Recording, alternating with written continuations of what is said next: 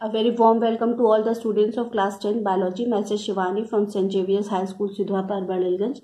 Today we are going to discuss respiration mechanism from the chapter 1 life processes. Students, इससे पहले वाले video में मैंने आपको बताया था कि जो हमारा लंग्स होता है, जो हमारा हार्ट होता है, ये रिबकेज के अंदर प्रेजेंट होता है और ये वाला जो पूरा पोर्शन है ये जिस कैविटी में प्रेजेंट होता है उसे हम क्या कहते हैं, थोरैसिक कैविटी। एक दूसरी कैविटी भी होती है जो हमारी स्टमक वाली एरिया होती है जिसे हम एब्डोमेन कहते हैं। ये जो एब्डोमेन कैविटी है इसमें हमारे जितने भी डाइजेस्टिव ऑर्गन्स होते हैं वो प्रेजेंट होते हैं और ये दोनों कैविटी को डिवाइड कौन करता है, एक मसल डिवाइड करती है जिसे हम क्या कहते हैं, डायफ्राम। यानी डायफ्राम से ऊपर वाली जो पोर्शन होती है वो थोरैसिक कैविटी की होती है और डायफ्राम के नीचे वाली जो पोर्शन होता है उसे हम एब्डोमिनल कैविटी कहते हैं। ठीक है, अब हम लोग को पढ़ना है कि रेस्पिरेशन का मैकेनिज्म क्या क्या है। तो रेस्पिरेशन के अंदर इतने ढेर सारे स्टेप्स होते हैं। सबसे पहला है ब्रीदिंग। ब्रीदिंग हम लोगों ने पढ़ा था, सिंपली O2 रिच एयर को इनहेल करना और CO2 रिच एयर को एक्सहेल करना। इनहेल मतलब बॉडी के अंदर लेना और एक्सहेल मतलब बॉडी से बाहर भेजना। Exchange of gases CO2 and O2 and CO2 across alveoli. Alveoli क्या है, site of exchange of gases. जैसे हम लोग स्टोमेटा के अंदर पढ़े हैं कि स्टोमेटा के अंदर से जो बाहर वाला ऑक्सीजन से, एटमॉस्फेयर से ऑक्सीजन जो है वो अंदर आता है और CO2 जो है वो बाहर जाता है। ये सिर्फ रेस्पिरेशन के लिए है। फोटोसिंथेसिस में क्या हो जाएगा, उल्टा, वहां पे CO2 लेते हैं और O2 क्या करते हैं, रिलीज करते हैं। ठीक है, तो एल्वियोलाई के पास क्या होता है, जब हम ऑक्सीजन लेते हैं एयर से, ठीक है, तो हम लोग ऑक्सीजन को ब्रीथ करते हैं।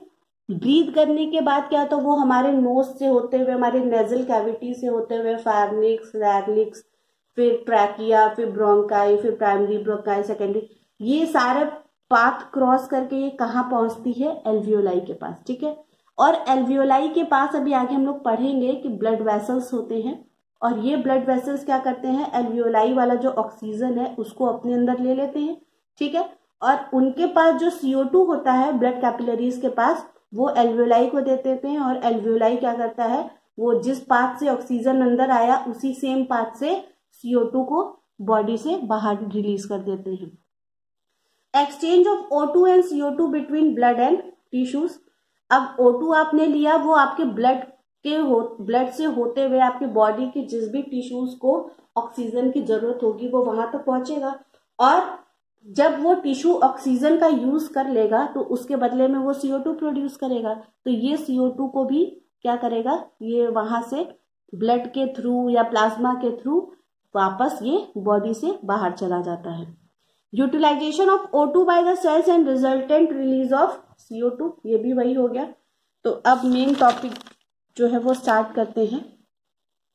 ब्रीदिंग सबसे पहला, it is the process by which O2 rich air is taken inside the body and CO2 rich air is expelled from the body. It is controlled by the respiratory center of the medulla oblongata in the human brain. तो ये जो respiration की जो mechanism है इसके अंदर neural control भी है। यानी कि ऐसे ही आप ब्रीदिंग नहीं करते हो, ये ब्रीदिंग का मैकेनिज्म होता है। ठीक है, तो ब्रीदिंग अगर सिंपल डिफाइन किया जाए तो क्या है, O2 रिच एयर को लेना बॉडी के अंदर और CO2 रिच एयर को बॉडी से बाहर एक्सपेल करना। तो ये जो रेस्पिरेटरी सेंटर होता है हमारे ब्रेन का, आप लोग ने पढ़ा होगा, 3 हिस्सा है। ठीक है, तो ये जो हमारे गर्दन के पास जो होता है, थोड़ा सा गर्दन से थोड़ा सा ऊपर, मेडुला ऑब्लांगाटा, ठीक है, यहाँ पे रेस्पिरेटरी सेंटर होता है। ठीक है, और ये रेस्पिरेटरी सेंटर जो है ये ब्रीदिंग की जो प्रोसेस होती है इसको कंट्रोल करता है। The respiratory center is stimulated by the CO2 concentration in the blood.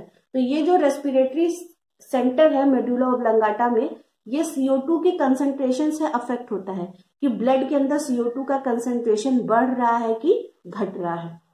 The movement of air into and out of the lungs is carried out by creating a pressure gradient between the lungs and the atmosphere.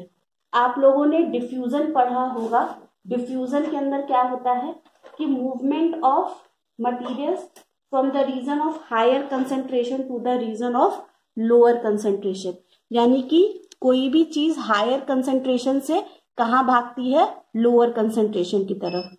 ठीक है, तो air का भी movement ऐसा ही है कि atmosphere के अंदर ऑक्सीजन क्या है, ज्यादा है। ठीक है, अगर O2 एटमॉस्फेयर के अंदर देखें, एटमॉस्फेयर के अंदर तो हाई है।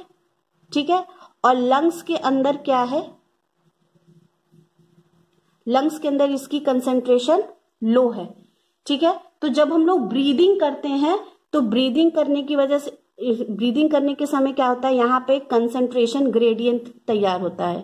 ठीक है, ये क्या है, कंसेंट्रेशन ग्रेडियंट। तो ग्रेडियंट क्या होता है, जब किसी भी चीज का कंसेंट्रेशन कहीं एक तरफ ज्यादा है, कहीं दूसरी तरफ कम है, तो एक ग्रेडियंट तैयार हो गया बीच में। O2 का कंसेंट्रेशन एटमॉस्फेयर में ज्यादा है और लंग्स के अंदर कम है, तो यहाँ पे क्या होगा, एटमॉस्फेयर से जो O2 है वो कहाँ जाएगा, लंग्स के अंदर। ठीक है, यही चीज मैंने बताया है कि लंग्स और एटमॉस्फेयर के बीच में एक प्रेशर ग्रेडियंट या कंसेंट्रेशन ग्रेडियंट बनता है, जिसकी वजह से O2 जो है वो बाहर से अंदर की तरफ आता है। ब्रीदिंग इन्वॉल्व्स 2 स्टेप्स, इंस्पिरेशन या इनहेलेशन जिसे कहते हैं, process of breathing in which by which air is brought into the lungs, the intercostal muscles attached to the ribs contract, which expands the chest cavity. The diaphragm contracts and moves downwards to further expand the chest cavity. तो यहाँ पे क्या होता है कि जैसे suppose करते हैं कि ये जो हमारा रिबकेज होता है, ठीक है, यहाँ रिबकेज है, इसी रिबकेज के बीच में हमारा लंग्स है, ये कैविटी है। ठीक है, अब जब क्या होगा, जब हम लोग सांस लेंगे, ठीक है, तो सांस लेने की वजह से क्या होगा, जो हमारे जो ये होते हैं रिब्स, वहां पे एक मसल्स होती है, इंटरकोस्टल मसल। ठीक है, तो जैसे ही हम लोग सांस लेते हैं तो ये जो इंटरकोस्टल मसल्स इस रिब्स के बाहर लगी होती हैं, ये कॉन्ट्रैक्ट करती हैं।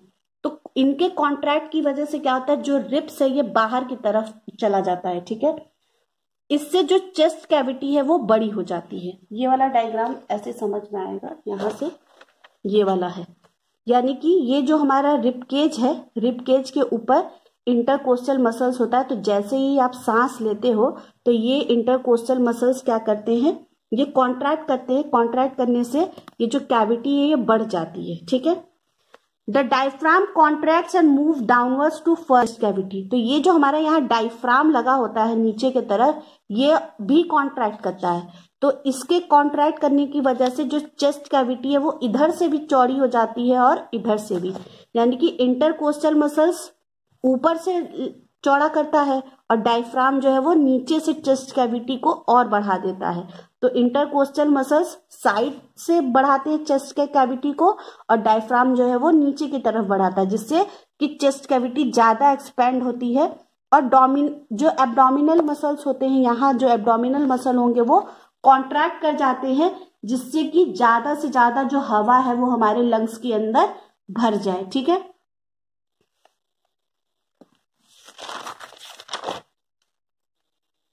यही बताया कि एब्डोमिनल मसल क्या करेंगे, कॉन्ट्रैक्ट करेंगे, जिससे कि हवा जो है वो हमारे चेस्ट कैविटी के अंदर, चेस्ट कैविटी से होते हमारे लंग्स के अंदर जो है वो फिल हो जाए। अब दूसरी प्रोसेस क्या है, एक्सपीरेशन, यानी कि एक्सहेलेशन जिसे कहते हैं। The intercostal muscle, diaphragm and the abdominal muscle relax which decreases the volume of the chest cavity. यानी कि जब इनहलेशन हो रही थी तो इनहलेशन के टाइम पे इंटरकोस्टल मसल भी कॉन्ट्रैक्ट कर रहे थे, डायफ्राम भी कॉन्ट्रैक्ट कर रहा था और जो एब्डोमिनल मसल है वो तीनों कॉन्ट्रैक्ट कर रहे थे। तो कॉन्ट्रैक्शन की वजह से क्या होता, जो चेस्ट कैविटी थी वो एक्सपैंड हो रही थी और जितनी ज्यादा चेस्ट कैविटी एक्सपेंड होगी उतना ज्यादा ही लंग्स के अंदर एयर जो है वो आके फिलअप हो जाएगा। जब एक्सपीरेशन यानी कि एक्सहेलेशन, जब हम सांस को बाहर छोड़ते हैं तो हमारी इंटरकोस्टल मसल्स, डायफ्राम की मसल और एब्डोमिनल मसल तीनों ही रिलैक्स कर जाती हैं। तो रिलैक्स करने की वजह से जो चेस्ट कैविटी है उसका वॉल्यूम जो है वो कम हो जाता है, जिसकी वजह से जो लंग्स के अंदर का जो प्रेशर है वो बढ़ जाता है। ठीक है, अब इस वजह से लंग्स के अंदर ऑक्सीजन का जो कार्बन डाइऑक्साइड का कंसंट्रेशन ज्यादा हो जाता है और एटमॉस्फेयर में CO2 का कंसंट्रेशन कम हो जाता है। यानी कि CO2 के केस में उल्टा होता है, CO2 जो है वो एटमॉस्फेयर के अंदर कम होगा और लंग्स के अंदर CO2 जो है वो ज्यादा होगा। ठीक है, फिर से एक कंसंट्रेशन ग्रेडियंट बना, यहाँ पे ज्यादा है यहाँ पे कम है, तो फिर क्या होगा, वापस से जो CO2 है वो क्या हो जाएगा, वो एटमॉस्फेयर में रिलीज होगा, क्योंकि चीजें कहाँ मूव करेंगी, from the higher concentration to the lower concentration. When we breathe out, not all of the air in the lungs get expelled, some of it remain in the lungs. This keeps the lungs from collapsing and allows more time for the exchange of gases. तो जब भी हम लोग सांस लेते हैं या सांस छोड़ते हैं तो ब्रीदिंग जो है वो 1 मिनट के अंदर हम लोग 12 से 16 बार ब्रीदिंग करते हैं, यानी 12 से 16 बार सांस अंदर लेते हैं और सांस बाहर छोड़ते हैं।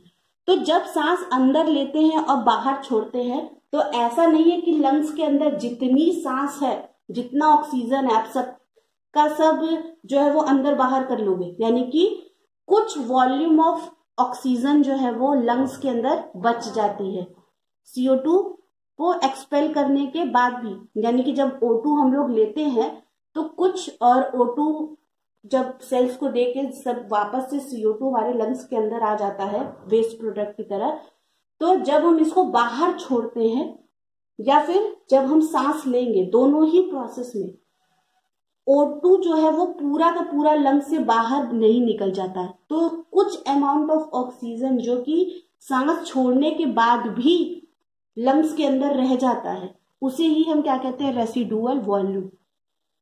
तो इससे क्या होता है, इससे अगर आप पूरा का पूरा सांस जो है वो अपने लंग्स से बाहर निकाल दोगे तो आपके लंग्स जो है वो कोलैप्स कर जाएंगे, फट जाएंगे। लंग्स भी क्या, एक बैलून लाइक स्ट्रक्चर है, तो बैलून के अंदर, इस बैलून के अंदर हम लोग क्या करते हैं, पूरा ऑक्सीजन जो है वो एक्सहेल नहीं करते हैं। आई होप ये लाइन जो है वो क्लियर होगी कि जब भी हम लोग सांस अंदर या बाहर छोड़ते हैं, ठीक है, तो एयर जो हमारे लंग्स के अंदर भरी होती है वो पूरा का पूरा एयर हम बाहर नहीं निकालते हैं। कुछ अमाउंट ऑफ एयर जो हमारे लंग्स के अंदर बनी रहती है, और ये जो अमाउंट ऑफ एयर है जो लंग्स के अंदर प्रेजेंट होती है, इसे हम रेसिडुअल वॉल्यूम कहते हैं, और ये हमारे लंग्स को कोलैप्स होने से बचाता है और जो एक्सचेंज ऑफ गैसेस के लिए टाइम भी इंक्रीज करता है। यानी कि लंग्स के अंदर अगर ऑक्सीजन है तो वो ऑक्सीजन ब्लड कैपिलरीज के थ्रू सेल्स के पास जा रहा है, या फिर ब्लड कैपिलरी से ऑक्सीजन जो है एल्वियोलाई के होते हुए बॉडी से बाहर जा रहा है, तो इस प्रोसेस के लिए थोड़ा टाइम मिल जाता है। अगर पूरा का पूरा ऑक्सीजन या CO2 इनहेल या एक्सहेल कर दे लंग से, तो लंग्स जो है वो फट जाएंगे। Air contains more oxygen than carbon dioxide as a result of breathing O2 rich air taken by nostrils. In nasal cavity, air is filtered by the fine hair and moistened by the mucus secreted by glands. This cavity also has rich supply of blood vessels. तो हम लोगों को पता है कि जो air है, air is a mixture of gases, और एयर के पास CO2 से ज्यादा क्या है, O2 है, ठीक है। इसी का रिजल्ट क्या है, ब्रीदिंग के समय क्या होता है, हमारे जो नाक है, जो एक्सटर्नल जो ये नोस्ट्रिल्स है राइट और लेफ्ट, ये O2 रिच एयर को इनहेल करते हैं। तो जो नाक की जो ये कैविटी है जो आप देखते होंगे, स्मॉल जो होल जैसा होता है, ये कैविटी के अंदर कुछ हेयर भी प्रेजेंट होते हैं, ठीक है। तो इसका काम क्या होता है कि जब हम सांस लेते हैं तो जो एयर होता है, ये जो हेयर, थिन हेयर्स होते हैं, ये इसको फिल्टर करते हैं। यानी कि एयर के थ्रू अगर कोई डस्ट पार्टिकल्स या कोई भी फॉरेन पार्टिकल्स अगर हमारे नोज के अंदर एंटर करता है तो ये उसे फिल्टर आउट करता है। प्लस ये हमारे नेसल कैविटी में म्यूकस भी सिक्रीट होता है, और म्यूकस क्या करता है, यहाँ का जो नेजल कैविटी का जो एरिया है उसको मॉइस्ट करके रखता है, ठीक है। प्लस जो हमारी कैविटी है, नेजल कैविटी, यहाँ पे ब्लड वेसल्स की बहुत रिच सप्लाई है। तो एयर का मूवमेंट कैसे होता है, सबसे पहले एटमॉस्फेयर से एयर क्या होगा, नोज के पास जाएगा, नोज से नेसल कैविटी के पास, फिर फेरिंक्स के पास, फिर लार्निक्स के पास, फिर ट्रैकिया, ट्रैकिया से ब्रोंकाई, फिर primary bronchi, secondary bronchi, tertiary bronchi, फिर क्या होगा ब्रोंकियोस, और सबसे लास्ट में एल्वियोलाई के पास। The trachea and bronchi are lined with cilia and epithelial cells and secretory goblet cells. The secretory cells secrete mucus which moistens the air and trap fine particles of dust or bacteria that have escaped the hairs of the nasal cavity. तो हमारी जो ये trachea है और जो bronchi है, trachea के पास बताया था कार्टिलेजिनस रिंग्स होते हैं। कार्टिलेजिनस रिंग्स के होने का भी अपना एक इम्पोर्टेंस है। कार्टिलेजिनस रिंग्स का भी वही काम है, जैसे जो रेसिड्यूअल वॉल्यूम ऑफ एयर है वो लंग्स को कोलैप्स नहीं होने देता, इसी तरह जो कार्टिलेजिनस रिंग्स होती हैं इसकी वजह से हमारा ट्रैकिया जो है वो कोलैप्स नहीं होता। अगर कोई हार्ट टिश्यू होता तो हार्ट टिश्यू क्या हो जाता, अगर ये ऑक्सीजन के अंदर या CO2 के बाहर निकलने के टाइम पे वो कोलैप्स भी हो सकता था, वो फट भी सकता था, क्योंकि लेकिन ये कार्टिलेज है, ये सॉफ्ट रहता है, इसीलिए ये कोलैप्स नहीं होने देता। ठीक है, तो ट्रैकिया और ब्रोंकाई के पास क्या होते हैं, सिलिएटेड एपिथेलियम सेल। सिलिएटेड मतलब पतले पतले thin hair like structures present होंगे, प्लस इसके पास गोबलेट सेल्स भी होते हैं जिसको सिक्रीटरी सेल्स भी कहते हैं। तो ये गोबलेट सेल्स का काम क्या होता है, ये म्यूकस रिलीज करता है। तो म्यूकस रिलीज करने की वजह से जो एयर हम इनहेल करते हैं वहां पे मॉइस्चर बना के रखता है। प्लस इसका एक और काम है कि अगर गलती से कोई भी फॉरेन पार्टिकल, चाहे कोई डस्ट हो या कोई हेयर, कुछ भी अदर पार्टिकल हो जो कि नेजल कैविटी के हेयर से बच गया है, वो यहाँ पे सिलिएटेड एपिथेलियम सेल्स में आके फंस जाएगा, और वहां से नहीं फंसा तो वो फिर हमारे रेस्पिरेटरी सिस्टम के अंदर एंटर कर जाएगा। Exchange of gases O2 and CO2 across alveolar membrane, यानी कि कैसे जो O2 हम इनहेल करते हैं वो एल्वियोलाई से होते हुए हमारी ब्लड कैपिलरीज के पास जाती हैं, और ब्लड कैपिलरीज से बॉडी की सेल्स के पास, और सेल्स क्या करते हैं, उस O2 को यूज करते हैं ग्लूकोज के प्रेजेंस में, ग्लूकोज का ब्रेकडाउन करते हैं, फिर उसके रिजल्ट में वो क्या बनाते हैं, ATP बनाएंगे, CO2 बनाएंगे, वाटर, और CO2 क्या है, वेस्ट प्रोडक्ट जो वापस से ब्लड कैपिलरीज के थ्रू हमारी बॉडी से के अंदर आता है, ब्लड कैपिलरीज से, और फिर ये एल्वियोलाई के पास आएगा और एल्वियोलाई से बॉडी से बाहर जाएगा। तो ये हमारी लंग्स की एल्वियोलाई रही। ठीक है, एल्वियोलाई के अंदर क्या होगा, ये एटमॉस्फेयर से जो ऑक्सीजन है वो इसके अंदर आया। अब इस एल्वियोलाई के पास ब्लड वेसल्स है। अब ब्लड वेसल्स क्या करेंगी, जो भी एल्वियोलाई के अंदर ये जो ऑक्सीजन है इसको अपने पास ले लेंगी। ठीक है, ये ऑक्सीजनेटेड ब्लड रहा। अब ये ऑक्सीजनेटेड ब्लड होता क्या है, ये सेल्स के पास जाएगा। ठीक है, अब सेल्स क्या करेंगी, इनके पास O2 कम है। ठीक है, सेल्स के पास O2 की कंसेंट्रेशन क्या है, कम है। ब्लड के पास O2 की कंसेंट्रेशन हाई है, तो हाई से कहाँ मूव करेगा, लो में, यानी कि सेल्स के पास आएगा। अब ये सेल्स के पास क्या होता है, ग्लूकोज होता है। अब ये ऑक्सीजन को लेंगे और ये ऑक्सीजन के प्रेजेंस में इस ग्लूकोज का ब्रेक डाउन करेंगे, और इसके रिजल्ट में यहाँ का क्या बनेगा, CO2, वाटर, और क्या बनता है, ATP बनेगा। अब ये CO2 भी क्या होगा, ये भी CO2 इसी ब्लड कैपिलरीज में जाएगा। अब ब्लड कैपिलरीज से होते हुए ये एल्वियोलाई में जाएगा, और एल्वियोलाई से होते हुए ये लंग्स से, फिर लंग्स के थ्रू जैसे एयर अंदर आता है उसी तरह जो CO2 है वो भी बॉडी से बाहर जाता है। प्रोसेस जो है वो सेम होती है। Alveoli are the primary sites of exchange of gases. तो मैंने बताया कि एल्वियोलाई जस्ट लाइक इसकी तरह स्टोमेटा की तरह होते हैं, गैसियस एक्सचेंज के प्राइमरी साइट्स होंगे। O2 and CO2 are exchanged by simple diffusion mainly based on pressure और concentration gradient। तो यहाँ पे ऐसा नहीं है कि जो एल्वियोलाई के अंदर ऑक्सीजन आ गया तो उसको यहाँ पे ब्लड वेसल्स में भेजने के लिए कोई स्पेशल मैकेनिज्म की जरूरत नहीं होगी। सिंपल यहाँ पे डिफ्यूजन होता है कि एक कंसंट्रेशन ग्रेडियंट बनेगा। एल्वियोलाई के पास ऑक्सीजन ज्यादा है, ब्लड कैपिलरीज के पास कम है, तो जो एल्वियोलाई से ऑक्सीजन जो है वो ब्लड कैपिलरीज के पास आ जाएंगे। सेम वही प्रोसेस CO2 के साथ होगा। CO2 की जो कंसंट्रेशन है वो ब्लड कैपिलरीज में ज्यादा होंगी, एल्वियोलाई के अंदर कम होंगी तो ये ब्लड कैपिलरी से कहाँ चला जाएगा, एल्वियोलाई के अंदर। ठीक है, तो यहाँ पे क्या बना, सिंपल डिफ्यूजन में क्या होता है, कंसंट्रेशन ग्रेडियंट बनेगा, यानी डिफरेंस ऑफ कंसंट्रेशन बना। एक एरिया में कंसंट्रेशन हाई है, एक में लो है, तो जहां लो है हाई से कहाँ पे भागेगा, लो के तरफ। Pulmonary artery brings deoxygenated blood into the blood capillaries near alveoli. The capillary blood have low O2 concentration, so the oxygen from air easily diffuses into the blood and the concentration of CO2 is quite high in the blood, so it diffuses out in the alveoli। अभी मैंने यही चीज बताया कि pulmonary artery, ये जो CO2 यहाँ पे ये जो आता है, ये डीऑक्सीजनेटेड ब्लड, ये पल्मोनरी आर्टरी से आता है, पल्मोनरी आर्टरी। ये पल्मोनरी आर्टरी क्या करते हैं, इस डीऑक्सीजनेटेड ब्लड को लाते हैं। तो डीऑक्सीजनेटेड ब्लड है, यानी कि ऑक्सीजन का कंसंट्रेशन कम है उस ब्लड कैपिलरी के अंदर। तो जब ये एल्वियोलाई के पास ये जाएगी, ठीक है, तो एल्वियोलाई के पास O2 की कंसंट्रेशन ज्यादा है, तो यहाँ पे क्या होगा, सिंपल डिफ्यूजन से एल्वियोलाई से जो O2 है वो ब्लड कैपिलरीज के अंदर आ जाएगा। ठीक है, और ब्लड कैपिलरीज के अंदर क्या है, CO2 की कंसंट्रेशन ज्यादा है, एल्वियोलाई के अंदर कम है, तो ब्लड कैपिलरी से CO2 कहाँ मूव कर जाएगा, एल्वियोलाई में। अभी यही चीज बताया। O2 rich blood is taken to the heart by pulmonary vein. तो अभी भी अब ऐसा नहीं है कि O2 जो आ गया ब्लड के अंदर तो ये O2 डायरेक्टली सेल के पास चला जाएगा।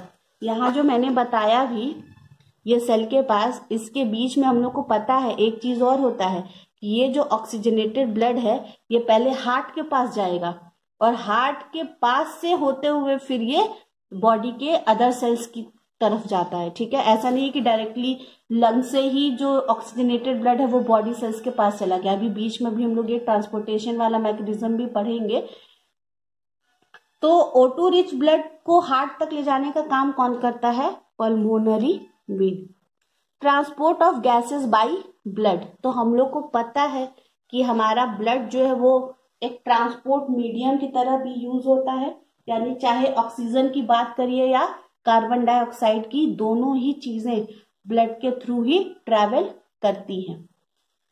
It contains haemoglobin Hb which is a red coloured iron containing pigment in the RBC। तो हम लोग को पता है कि हमारा जो RBC होता है, RBC के अंदर हीमोग्लोबिन होता है, हीमोग्लोबिन।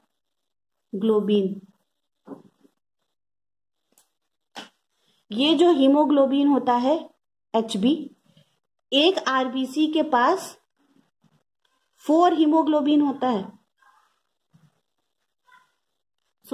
एक RBC के पास 1 हीमोग्लोबिन होता है और 1 हीमोग्लोबिन के पास 4 Fe होते हैं। ठीक है, 4 Fe होते हैं, ये ऐसा होता है।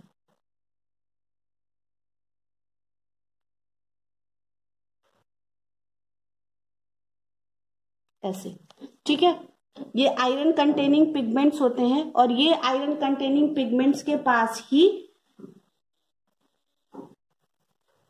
तो इसको एक बार फिर से ध्यान से मैं फिर से बता दे रही हूँ शुरू से कि RBC के पास हीमोग्लोबिन होता है और हीमोग्लोबिन के पास 4 Fe के मॉलिक्यूल्स होते हैं। ठीक है, और ये Fe मॉलिक्यूल से ही जो ऑक्सीजन होता है वो बाइंड कर जाता है। ठीक है, ऐसे ये ऑक्सीजन इससे आके बाइंड कर लिया, तो एक RBC जो है वो 4 O2 को कैरी करता है।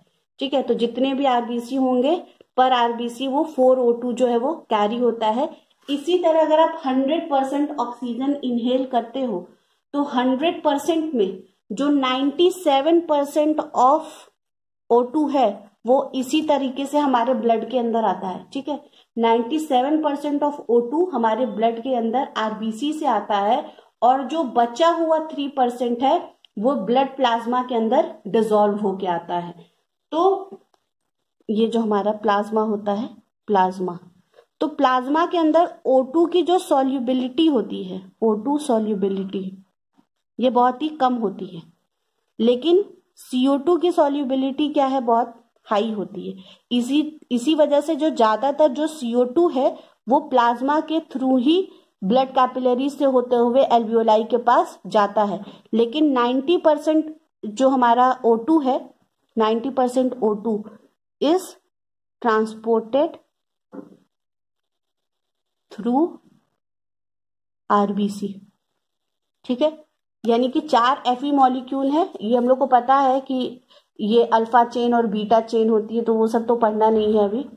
ठीक है, तो यहाँ पे ये जो I am so sorry, alpha chain और बीटा चेन तो इंसुलिन में होती है, यहाँ पे गलत मैंने बता दिया। ठीक है,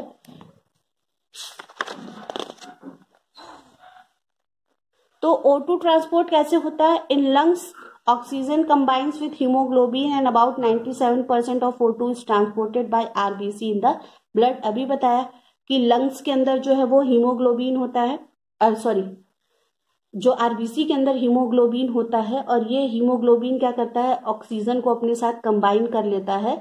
तो एक हीमोग्लोबिन के अंदर 4 Fe मॉलिक्यूल्स होते हैं, तो 4 ऑक्सीजन को बाइंड कर लिए, तो 97% ऑफ ऑक्सीजन जो हम लोग 100% में से 97% जो है वो आरबीसी के थ्रू ही ट्रांसपोर्ट होता है ब्लड के अंदर। जो 3% बचा हुआ है वो प्लाज्मा ऑफ द ब्लड से ट्रांसपोर्ट होता है। थोड़ा बहुत कंफ्यूजन हो गया है, अगर किसी को ये कॉन्सेप्ट क्लियर नहीं होगा तो प्लीज मुझे एक बार मैसेज करिएगा, मैं फिर से ये समझा दूंगी। How CO2 is transported?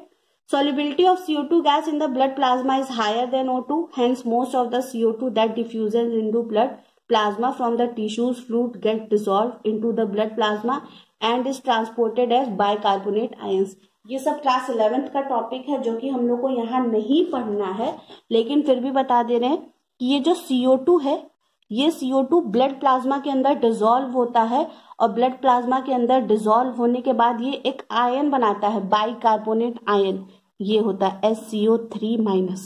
ठीक है, ये बाइकार्बोनेट आयंस बनते हैं, और ये बाइकार्बोनेट आयंस जो है वो ब्लड प्लाज्मा के अंदर प्रेजेंट होते हैं, और ब्लड प्लाज्मा से ये कैपिलरीज के पास जाएंगे, और कैपिलरीज से जिस तरह से पहले भी बताया, फिर से बता रहे कि जिस तरह से ऑक्सीजन अंदर आता है, उसी सेम पाथवे में CO2 जो है वो बॉडी से बाहर जाता है। Exchange of O2 and CO2 between blood and tissues. The O2 diffuses from the blood capillaries to the tissues having low concentration of O2. At the same time, the CO2 produced as a waste product by the tissues diffuses through the thin capillaries of the blood and is transported back to alveoli। तो होता क्या है simply कि ये alveoli है, ये blood capillary है। ठीक है, यहाँ पे O2 आया, यहाँ पे O2 कम है, तो O2 ब्लड के अंदर आ गया। यहाँ पे CO2 बहुत ज्यादा है। ठीक है, तो CO2 कहाँ चला गया, यहाँ। तो ये जब O2 ब्लड कैपिलरीज में आता है, तो ब्लड कैपिलरीज से अब बॉडी की ये सेल है, ठीक है, इसके पास O2 जो है वो कम है, और ब्लड के पास O2 जो है वो ज्यादा है। अब ज्यादा से कहाँ आएगा, कम के पास, तो यहाँ पे O2 आ गया। ठीक है, अब इसके पास ग्लूकोज है, ये O2 के साथ कंबाइन करेगा, CO2 प्लस H2O, ठीक है, प्लस ATP बनेगा।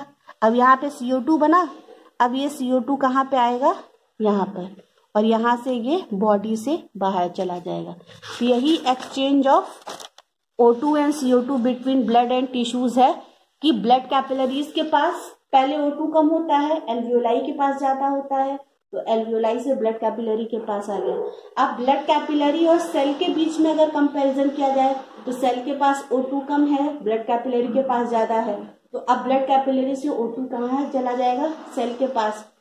उसके बाद सेल क्या करेगा, उस O2 का यूज करेगा, ग्लूकोज को तोड़ेगा, ग्लूकोज के तोड़ने से CO2, वाटर और ATP रिलीज होगा।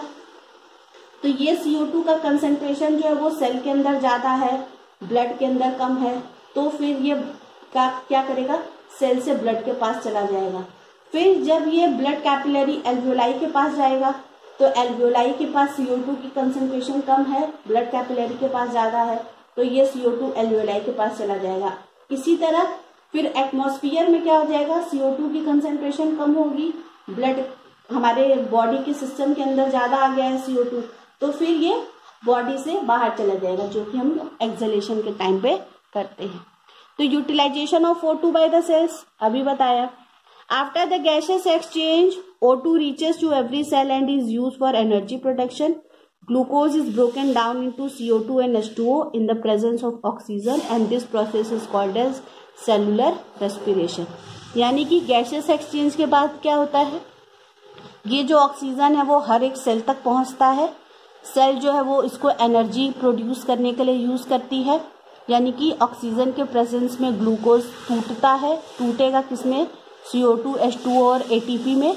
और क्योंकि ये सेल के अंदर ये ब्रेक डाउन होता है इसीलिए इसको सेलुलर रेस्पिरेशन भी कहते हैं. CO2 is produced as a waste product during respiration in the cells of the body tissues.